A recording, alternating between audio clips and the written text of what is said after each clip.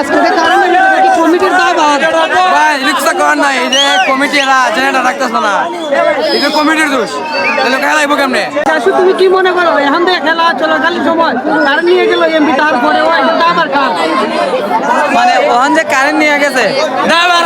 আমার কথা কারণ আমি তো করছিলাম কারণে তো সব একটা চিলি দিতাম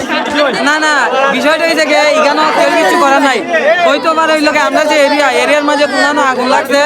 বা কোনো এই যে লাইনের মাঝে ত্রুটি আছে তারা কাজ করতে হইব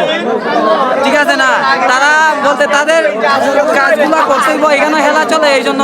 এখানে আগুন লাগছে কারেন্ট না নিলে হইতো না বা লাইনের মাঝে যদি সমস্যা থাকে তারা এটা সঠিক সময়ে এইটা করতে হইব রিপেয়ার করতে হইব